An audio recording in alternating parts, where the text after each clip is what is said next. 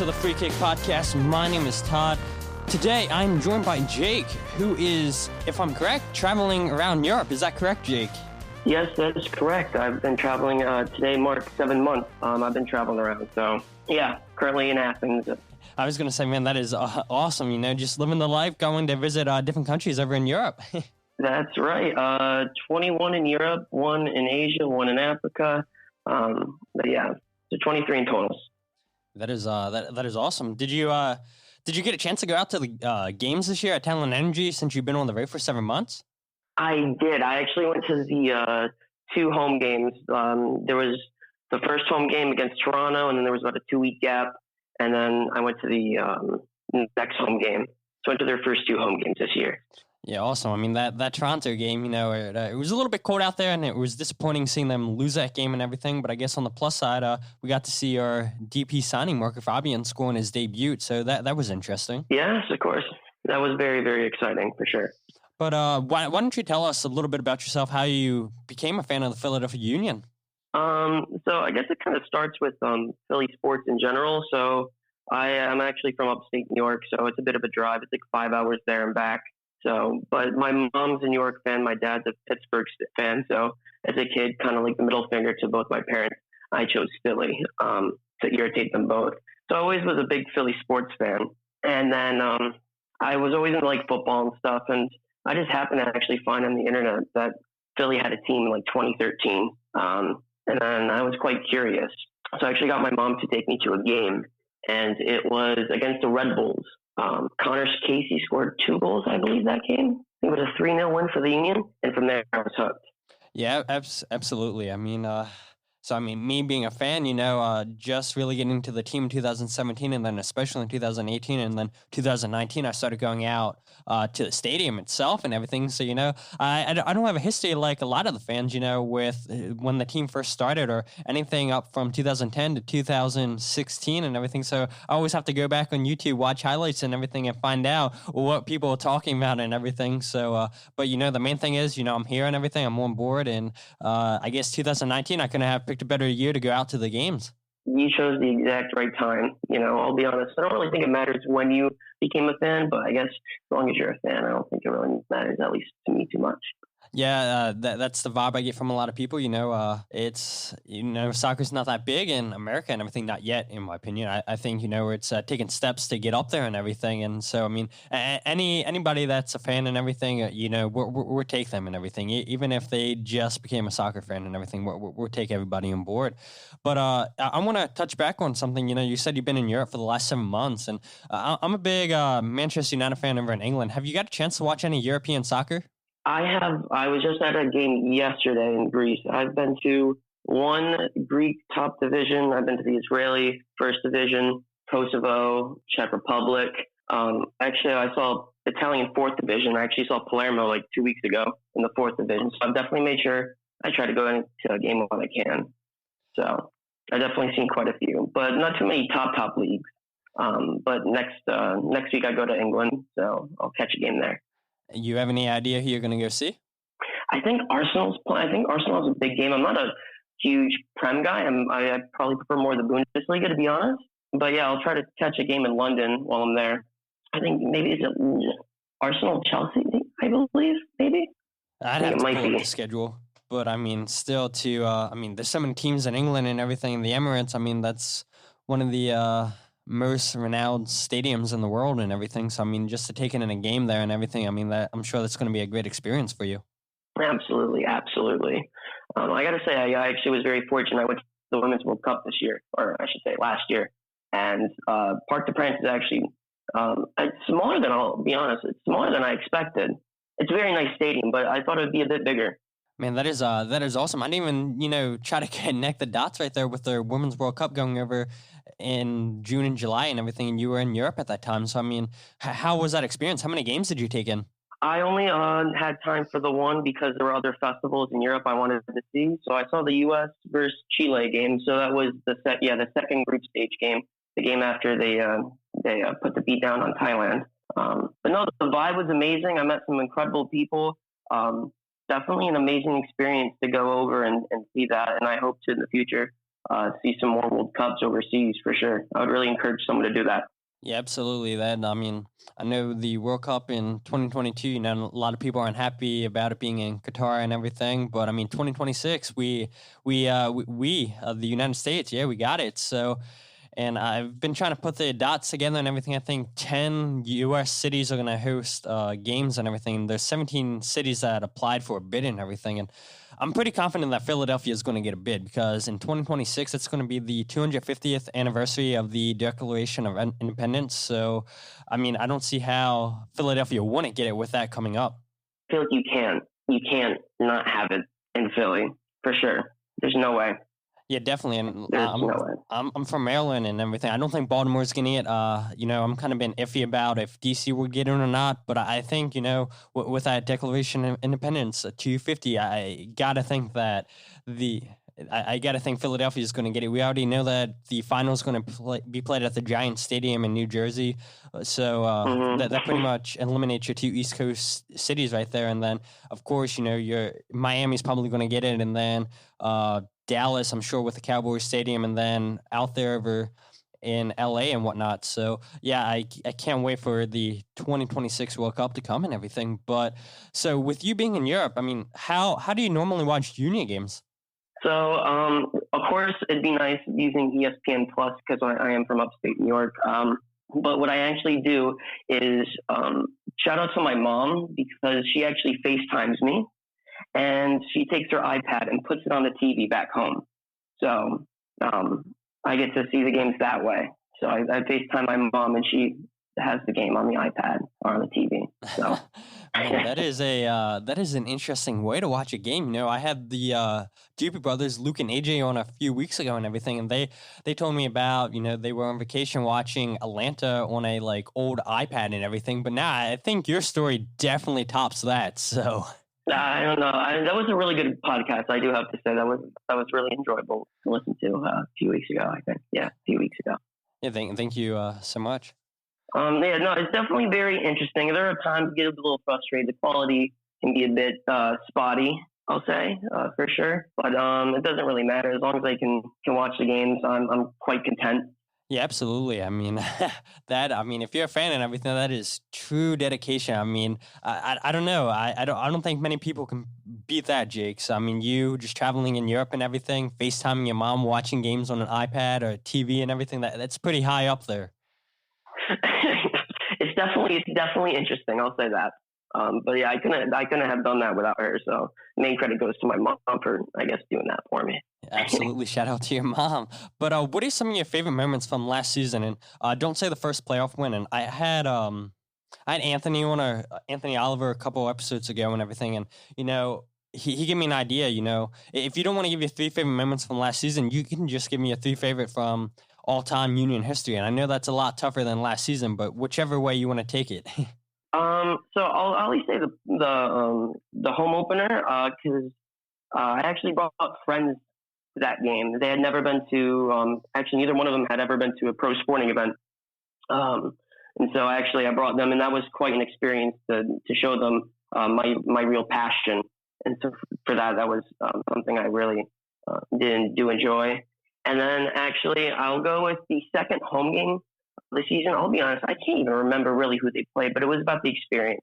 I had woken up on that Saturday, and I had seen that there was a discount ticket to go to like the cookout for the Sons of Ben and to sit in the river end. And I had never sat in the river end before.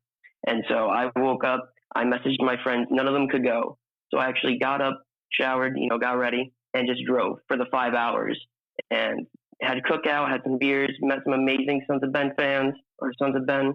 And just the experience of being in the river end for the first time was truly, truly amazing. And then my third pick, Ilsinho. The Red Bull game with Ilsinho, I think, is probably my third pick. Yeah, absolutely. I mean, everybody I've had on, myself included, have said that game. I mean, that was just a magical night. For sure. Maybe next time somebody doesn't pick the Ilsinho game or the playoff game. Maybe that could be more of a difficult pick for top 3 games. Yeah, absolutely. And I'm looking at the list of games last season. So that second home game was against Columbus. The Union won 3-0 against Columbus. David Accam scored 2 Yeah, goals on the he night. did. That's right.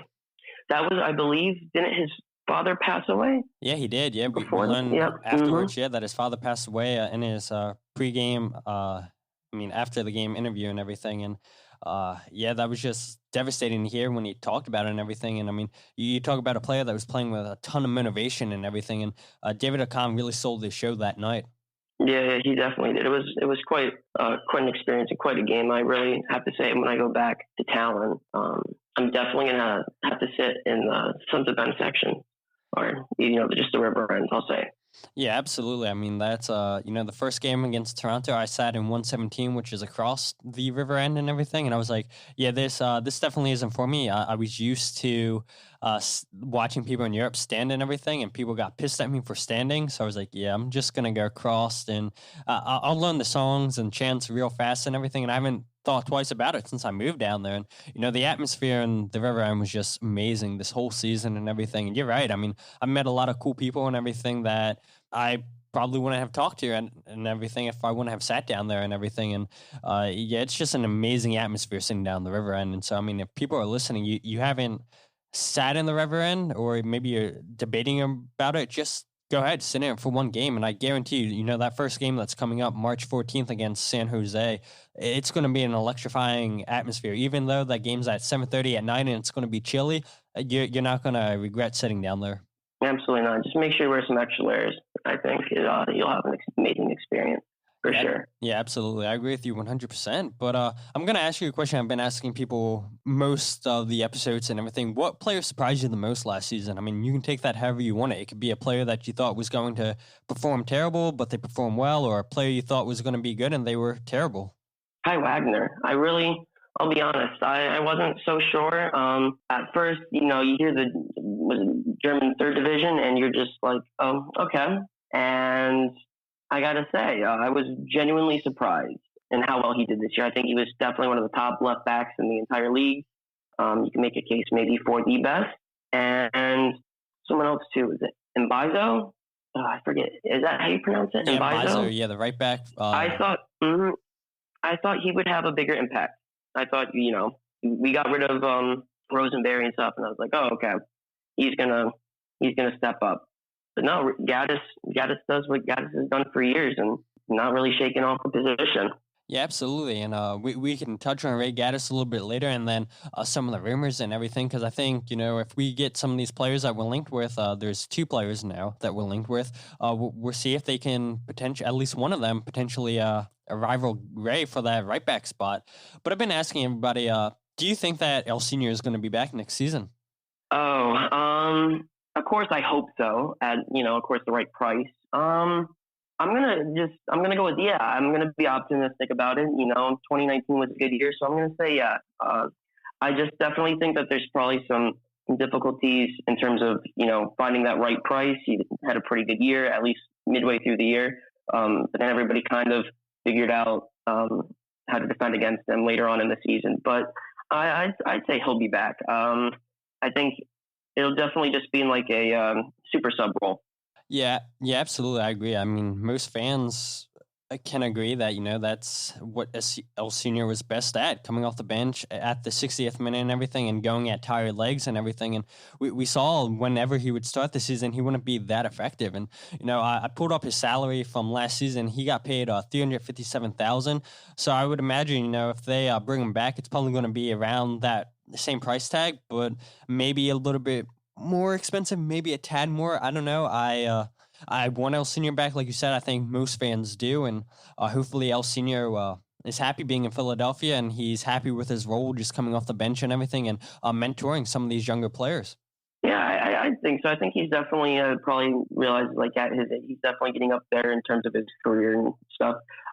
Towards the end of it, I would imagine he's quite comfortable in that idea of coming off the bench, mentoring the new guys, showing them how it's done, and just being a bit more of a teacher and coming on as a spark late in the game. Yeah, absolutely. I agree with you. But let's move on to the trades of Fafa Picault to FC Dallas for 375,000 and Auston Trusty to Colorado for 750,000. What are your thoughts on this? I'm a big fan of both those moves. If I'm not mistaken, Fafa was out of contract. He was. If I'm not mistaken, he was. So just being able to get some money for somebody who is out of contract, I mean, I got to give Ernst credit. That's some good work right there.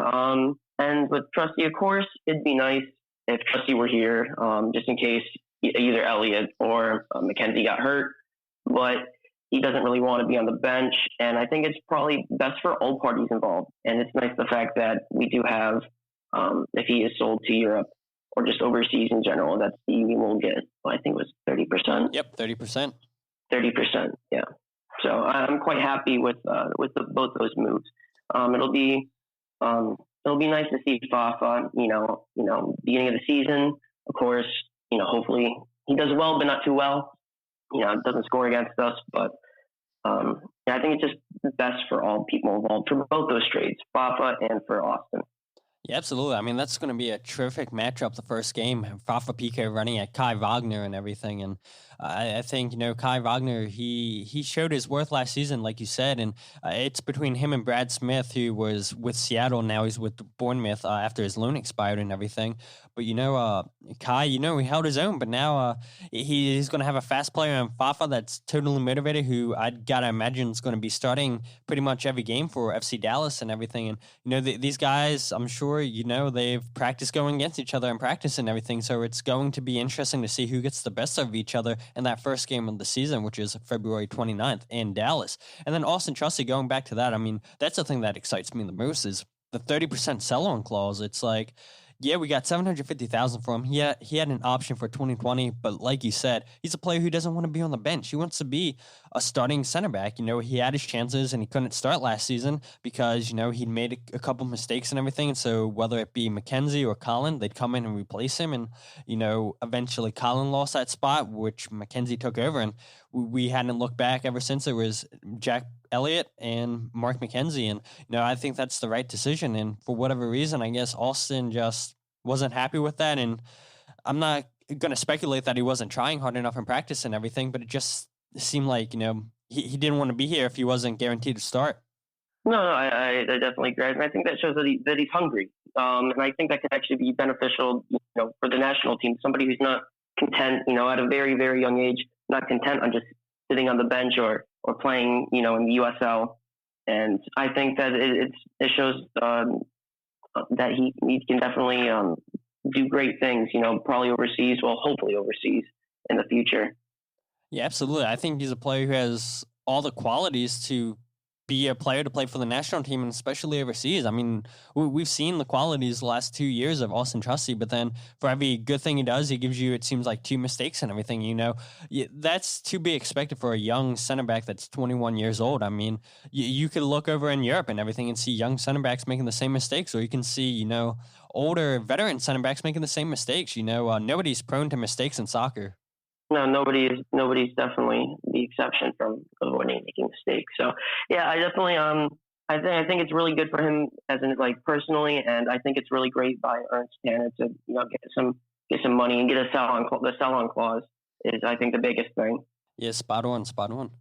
But I want to move on, though, to the signings that the Union have made so far. So first off, the first signing that we made this year was Jose Andres Martinez, El Brujo. The Union have paid a transfer fee of $325,000 to Zulaya FC. El Brujo has signed a 2-year deal with a 3rd-year option. He plays as a center defensive midfield, so it looks like he'll be replacing Harris Mdunian, who was selected by FC Cincinnati in the 2019 MLS waiver draft. And he can also play as a right back. So what are your thoughts on this? I'm really excited. I mean, granted, you only see a little bit of highlights, not too many highlights. But I mean, I think it's almost of a mystery for me. I think that I don't know too much on him, especially thinking back last year with Kai Wagner. I didn't really know what to expect. I was like, a little hesitant. And Kai really surprised me with his quality. So coming into this year, I think El Brujo could really definitely fill that spot for Harris. And can make the team even better. Yeah, absolutely. I mean, the thing that everybody's been pointing out is, in those highlights, and granted, a lot of people have said it on this podcast, a highlight video, you're only going to show what's good of a player. You're not going to show what's bad and everything. But the one thing that you pick up is this guy looks like he's extremely fast, and that's a check right there over Harris. And, even if he can play half the balls that Harris can play and everything, I think this is going to be a great move. This looks like a player who's motivated to get into the national team in Venezuela. He looks like a player who is leaving his hometown and everything and just, wants to take that next step in his career and everything. And I think he has every chance to do that with Philadelphia. So I'm really looking forward to whenever the Union decide to start him in his first game. And I got to imagine with preseason coming up here in a little bit that we'll be seeing a lot of him in the training sessions and a lot of him in those little preseason friendly games on YouTube and everything. So even if it's just little glimpses and everything, I cannot wait to watch this guy in action for the Union. Yeah, I think of the new signings. I'll exclude like Monteiro, but for the new signings, like he's definitely very, very exciting to see. Yeah, absolutely. Very And then, exciting. MLS website, a couple of days ago, they released the top 5 under the radar signings this season, and number 1 was El Brujo. So now it looks like MLS is starting to take a little bit of buzz for this guy, even though he hasn't started a game yet in MLS and everything. So when MLS starts mentioning the Philadelphia Union more than once every couple of weeks and everything, that's definitely promising. Mm-hmm. That is very promising. Yeah. We don't get too much love by MLS soccer. No, not at all. No. But moving on, the Union have signed Aurelien and Collin to a 1-year deal. What are your thoughts on this? I'm really excited about this, to be honest. I know a lot of people aren't too much, but I think he's good as a backup. Let him play a couple games, 3 to 6 games as while someone's hurt. And he's a mentor, to be honest. I think he kind of understands that, and he's a mentor who can, step onto the field if need be. And so I really do like this signing, I'll be honest. Yeah, I'm glad, everybody that I've asked that question to, everybody is happy with the Collin signing. So I feel like majority of the people you see on social media that are complaining about this, they're not really the majority. Maybe all the people that like this move and everything are just staying quiet and everything, don't want to get into a debate because we know Union Twitter, it can be a interesting place and everything. But I agree with you. Collin's happy with his role. He knows he's not a starter, but like you said, he can mentor these young players and everything. And it looks like we're going to have a lot younger team this season than we did in years past. So Collin and Bedoya are going to be our only 2 senior players. And then, of course, Ilsinho if we bring him back. Mm-hmm.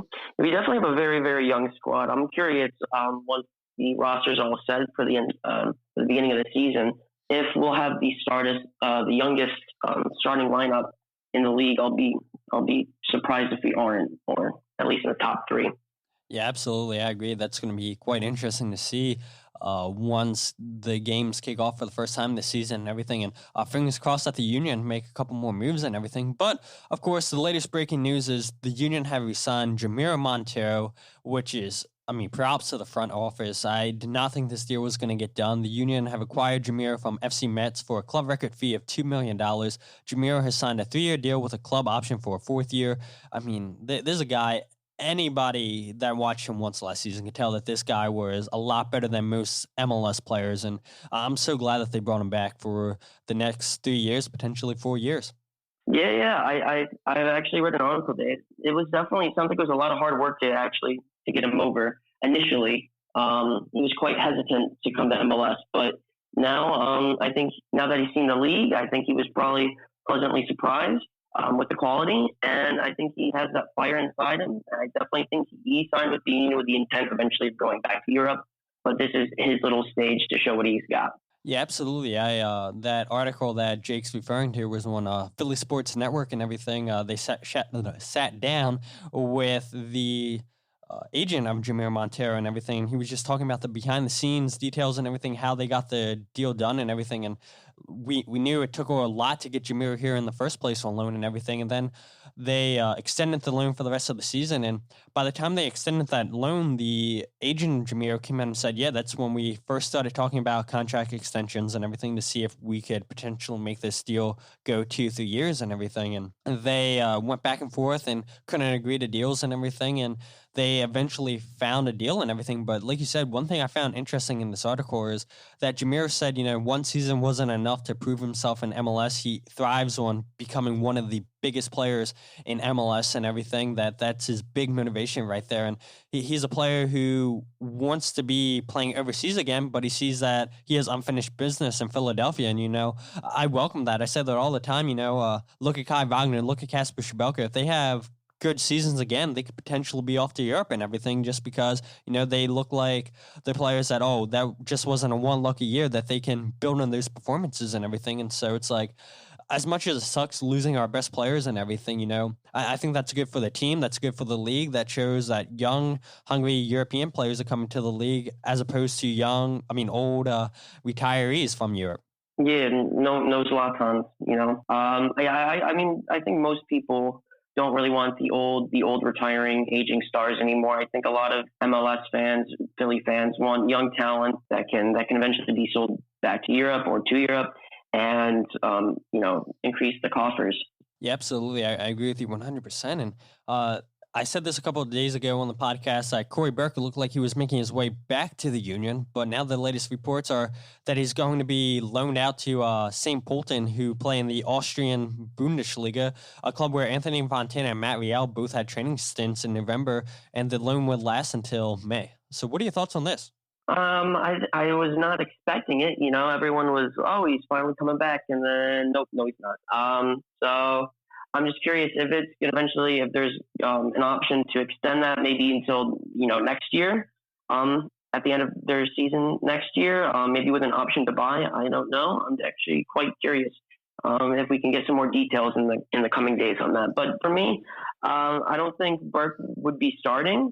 I think it's kind of a little maybe redundant to have him when you have Shabilko. So, I'm quite fine and quite happy with him going on loan, in Austria. Yeah, absolutely. And, no offense to the Jamaican league, but, the Austrian Bundesliga is a lot tougher competition and everything. So, who knows if Cory Burke would come to MLS and maybe take a couple steps back because he wasn't playing against good competition in Jamaica. And now he goes over to Austria in a tougher league and everything where he can just, play against better competition and maybe come back to us as a better player all around. And like you said, I don't know, maybe St. Pölten would be so happy with Cory Burke. Maybe they offer us a transfer fee. So, if that was the case, that would be good for the Union too. Yeah, I don't really see him starting, so for me, I think it's best just to have him out on loan, get his teeth, sharpen his teeth again, after playing in Jamaica for a year. So I'm quite happy with the move for sure. Yeah, absolutely. Because, as things stand, we have 4 strikers, and I guess 5 if you count Jack DeVries, the young guy that we signed to our homegrown contract for this upcoming season. So we have Kasper, we have Sergio, we have Andrew Wooten, and then we have Mishi Galina and everything, who we saw little bits of last season. So, Cory Burke, like you said, he wouldn't be starting and everything. I think it's going to be between Kasper and Sergio, and then Andrew Wooten, of course, is going to get his chances to start too. So Cory Burke would be the odd man looking out. So, hopefully Cory Burke could have a good showing over in Europe and everything. And, if he comes back to us as a better player, great. But, if we could get a transfer fee from him, that's even better, in my opinion. Yeah, I'd agree. I'll be honest, I like Cory Burke, but the transfer fee would be the best thing in my opinion. Yeah, absolutely. But I want to move on to the rumors and everything. So I used to be saying the 3 rumors, but that Jamiro Monteiro rumor has become official. We signed him and everything like we discussed. But 2 players that the Union have been linked with throughout the offseason is 1, Jan Vodháněl, who according to iSports CZ, the Union are interested in the 22-year-old Jan Vodháněl. He currently plays for Czech side Bohemians 1905, and he has a contract with them until December 31st, 2021. Jan plays as a left winger / left midfielder, but there are thoughts that he could play in the left side of the diamond. According to a new report from iSports CZ, Bohemians rejected the first bid from the Union, but Jan is hopeful another bid comes as he wants to play for the Union. He called MLS his quote-unquote dream, and there are rumors out there that the Union offered $700,000, but the Bohemians, they wanted $1 million. Now, all these reports were going on before the Jamiro deal became official and everything. And we saw Fafa Picault get traded. We saw David Accam get traded and everything. Two players that are wingers. So the Union don't really use wingers. And then I thought it was interesting that people were said, oh, he could play on the left side of the diamond. Well, that's where Jamiro played last season. Now, maybe Jamiro is going to play more of a number 10 role, split time with Aronson. But I got to imagine, if the Union are interested in this player, if it wasn't a backup option for Jamiro, this guy is going to have some tough competition for him in front of him with Jamiro resigning, and then Brendan Aronson looked really, really good last season. Yeah. I mean, I would of course love to have him. He seems quite interested in joining MLS. And when you hear a young player say MLS is my dream league, I mean, that just for me makes me so happy to finally hear someone say something like that. But yeah, I think it'd be interesting. Maybe I'd definitely be fine with moving Jamiro into the middle, and definitely giving Aronson a bit more competition, and moving him out to the left. And if we do sign him. Yeah, absolutely. And I guess that's the thing, how much money do the Union have left to, one, pay a transfer fee, two, to pay the player his contract and everything. So I'm really hoping that the Union aren't done making moves. I could see maybe 2 more moves before the start of the season, and I think this next player, Matej Oravec, according to Paolo Pavlovsky, the Union are interested in the 21-year-old Slovakian defensive midfielder. Ty, according to transfermarket.com, he can play as a center back and a right back, but he primarily plays as a center defensive midfielder. He has a contract that runs until June 30th of 2022. I would guess his club would ask anywhere between 500,000 to $1 million, I've been saying, but maybe 700,000, because the player just arrived this year with his club. Matej, he has played in the Champions League and the Europa League, and he's played in 17 of the 18 games for his club this season. He was also nominated for the Golden Boy in 2018, but on January 10th, his club sporting director came out and admitted that his club is in negotiations with an MLS club, which is believed to be Philadelphia, because on December 23rd, he was pictured at the Philadelphia Union game against the Dallas Cowboys. So it seems like this move definitely has momentum to get done. For sure. Of course, I love Ray to death.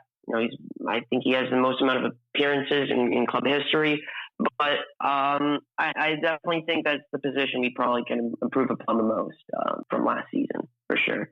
I think we need a back who can get into the attack. And while Ray is really good on defense and has some good pace, he can't get to the attack. And I think that can hinder us at times. So I think it's definitely time for a new right back.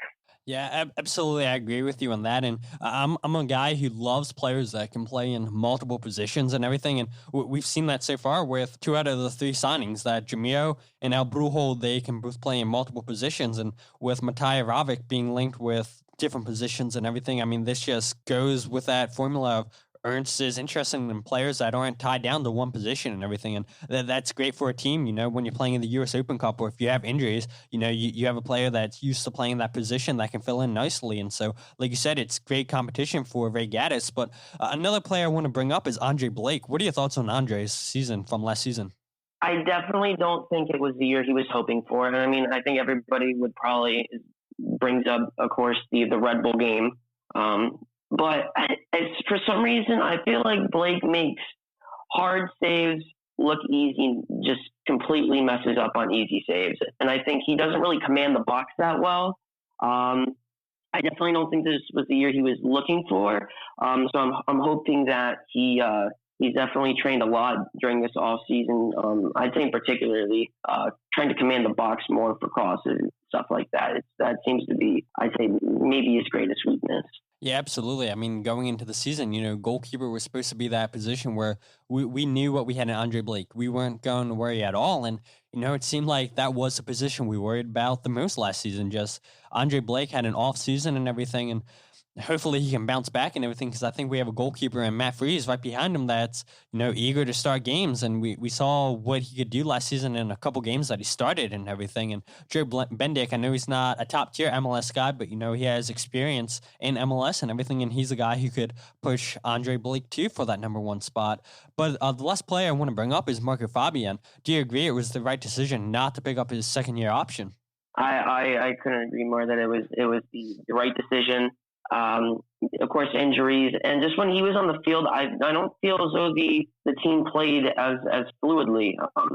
And of course, like, I'm really happy that he scored the game winner against Red Bulls. But I just think in general, you could kind of see his stint with the Union as almost as a failure. Yeah, I think just injuries were a big thing. And Aronson, I mean, Aronson had a really good year last year. And I think it's maybe more kudos to Aronson than, the faults of Fabian. But I mean, yeah, I definitely don't think it was the right move. I mean, I think it was the right move to move on from him.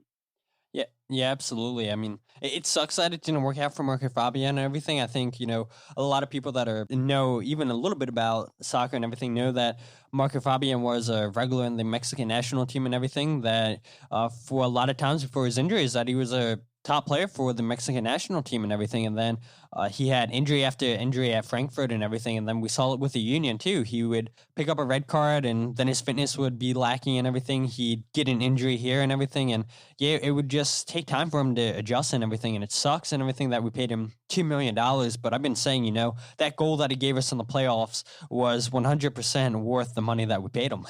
Worth every single penny. Just, yeah, especially because it was the Red Bulls, I'll be honest. Yeah, no, I think he's probably at that point in his career where it's probably time to slow it down a bit. I mean, who knows? Maybe he'll pick up a substitution, like a substitute role in the future for another club. But I definitely don't think the price tag is not worth what you were getting. Yeah, absolutely. But I mean, speaking of that, first playoff win against the New Jersey Pink Cows. What are your thoughts on that? For me, yeah, I couldn't be happier. I was so excited, watching that on my iPad. Like, I gotta say, really intense atmosphere, alone. Yeah, for that game, I isolated myself, from everybody, and I just focused on the game, and I was getting quite frustrated, I'll be honest, after that first half, and quite frustrated, with Blake in particular, of course. But no, I mean, I really wish I was there. I'll be honest. Had the Union made it past Atlanta, I was definitely considering finding flights back home in case they did make it to MLS Cup final. That's for sure.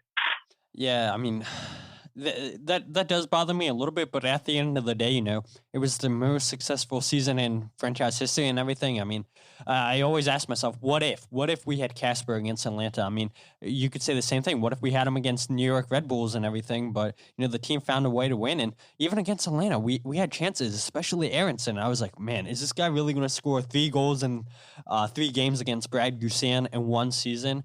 And, I mean, that was probably the biggest moment. I know Sergio Santos had a couple chances too and everything, but, it just wasn't meant to be. But I have no reason to believe that, the team in 2020 is going to take a step backwards and everything. They're going for this thing, and I think they have every chance to make a deep run again like they did last season.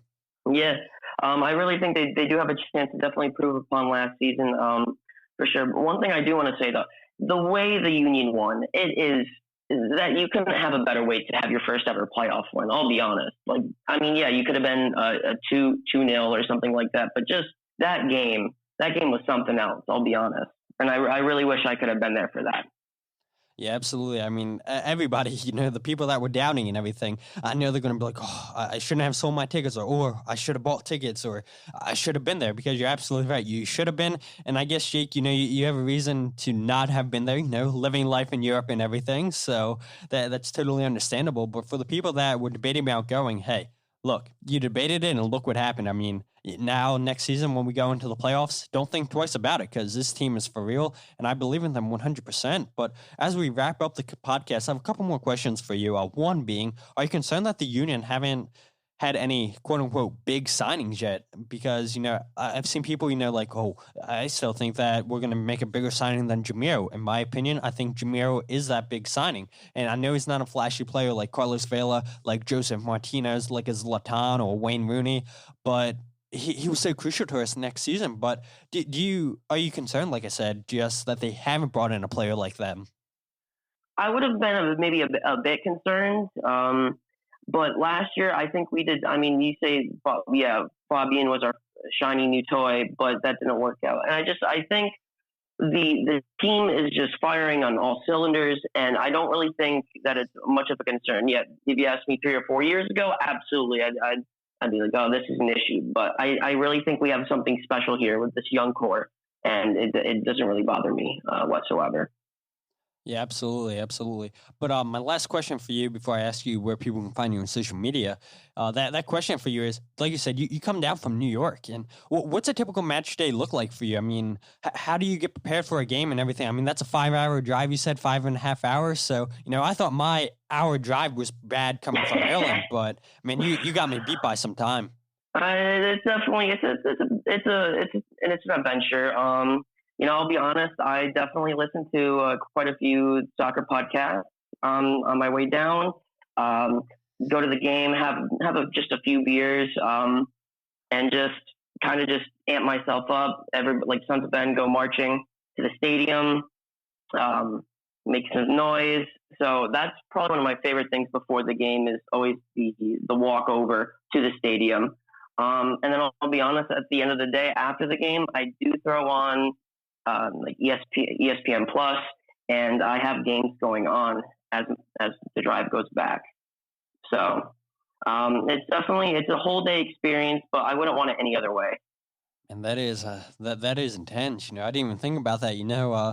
By the time the games end at like 10 o'clock, you're not getting back until like 2 or 3 o'clock in the morning. So I mean, so much props to you, Jake, from being that dedicated, coming out to Talent Energy and taking that drive back home. Yeah. Lots of Red Bull, I will say. I do drink Red Bull, and cow juice for sure. Keeps you up. I'll say that.